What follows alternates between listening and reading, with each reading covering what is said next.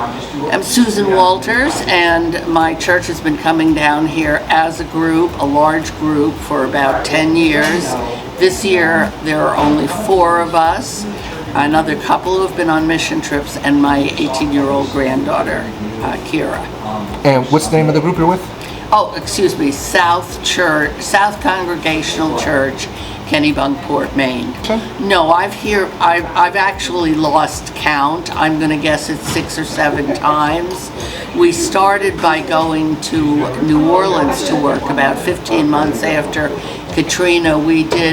I think we did 3 or 4 trips there, and then when they shut down the UCC operation there, our minister had been here when he was 19 years old on a work trip, and he suggested, why don't we try Biloxi? And we've been coming ever since. Well, I mean, I think a lot of people will talk about the same things. There's a great satisfaction in knowing that you're directly helping people.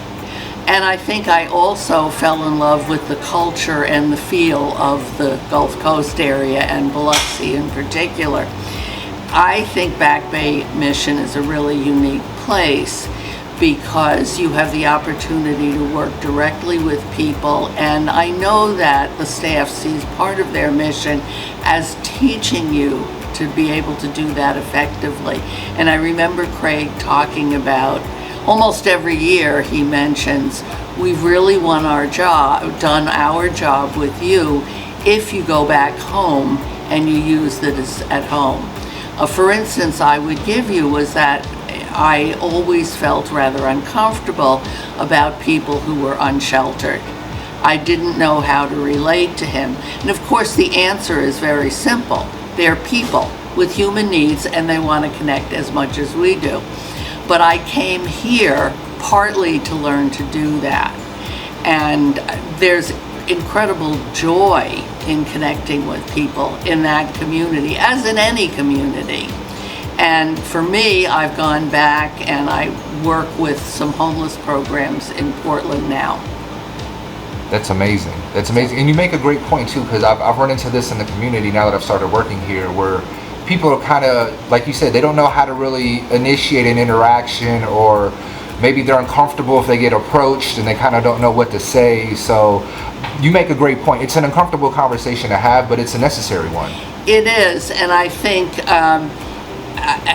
because unsheltered people have, I'm trying to use the right language here because I'm retraining, always retraining, and I think we see people who are unhoused as victims or potential sources of danger, and that's no more true about them than it is about anybody we meet who's a stranger. And once you spend time with people with those particular challenges, the lesson is that they're just human. I know one year we went back to church and we reported on what we had done down here on the trip to the whole congregation, and we talked about the Micah Center.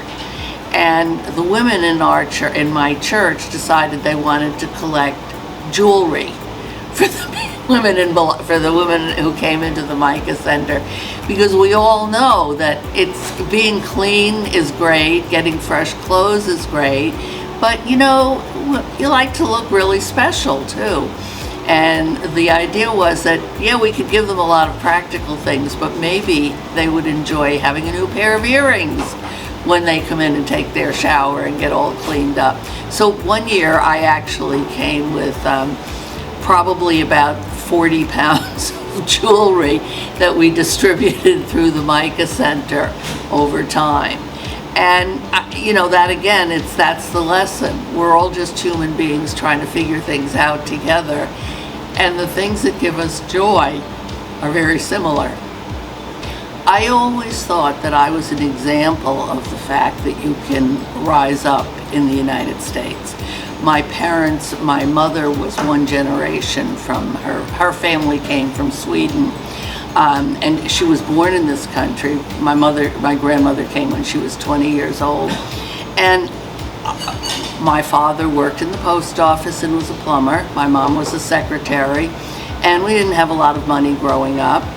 And I had the opportunity to go to college. I was really good at being a student, and I ended up getting a scholarship, and I ended up earning a doctorate.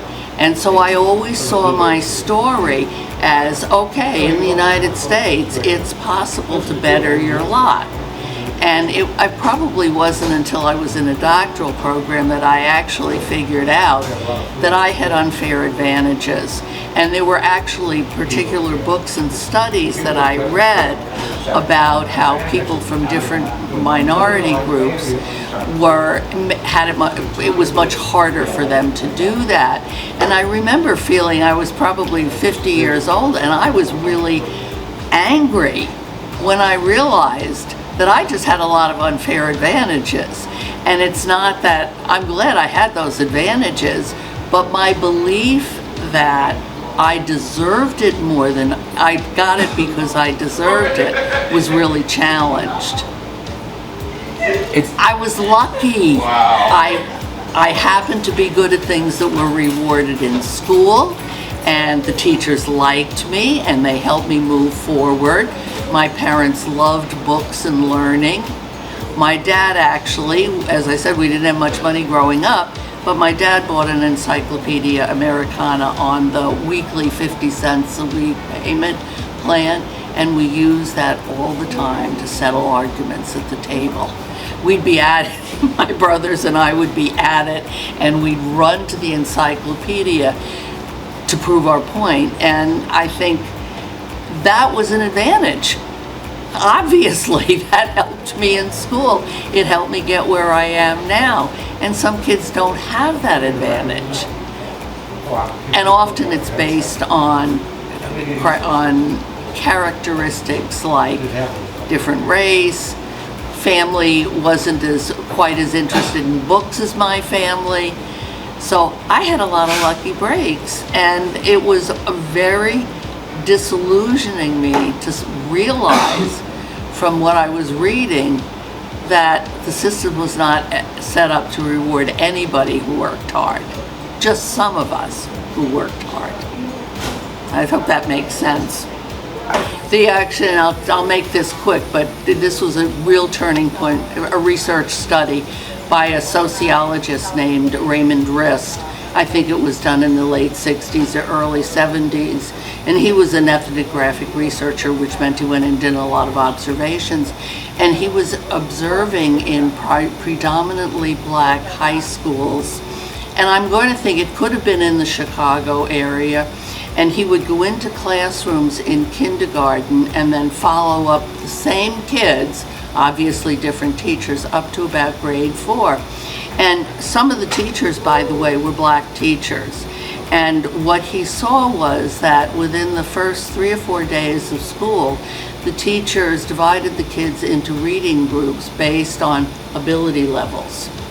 And the kids who were whiter looking were in the Bluebird group.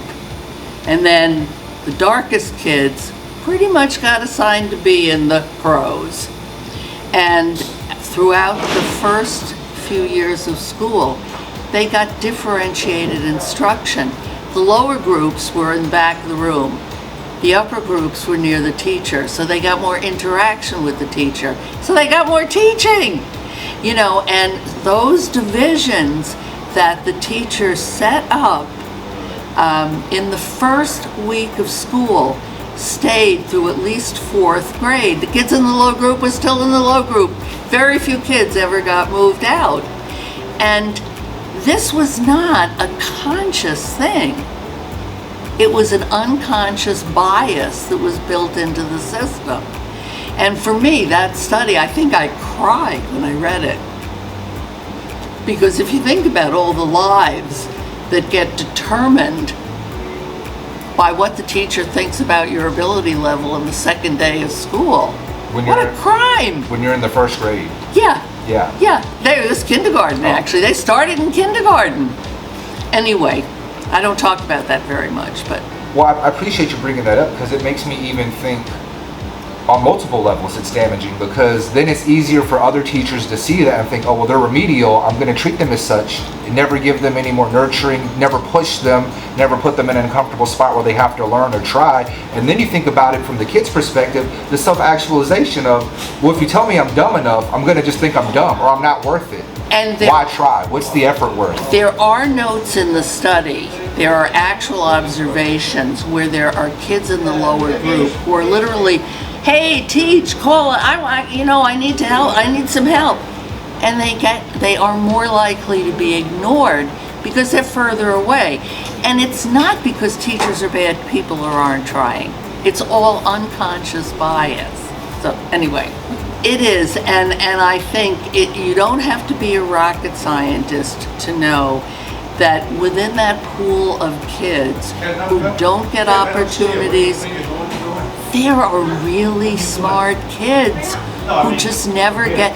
We have no idea how much potential gets wasted in kids like that. I'm working with. I know a young woman who came here from Afghanistan, where girls don't get educated. She is here. She came here at 11 years old. She's going to be a doctor. In Afghanistan, the chances of that talent that she has, the chances of that talent even being tapped into are very, very, very slim. So we're wasting kids. We're not just ruining their lives. We're wasting kids who knows what they could do next.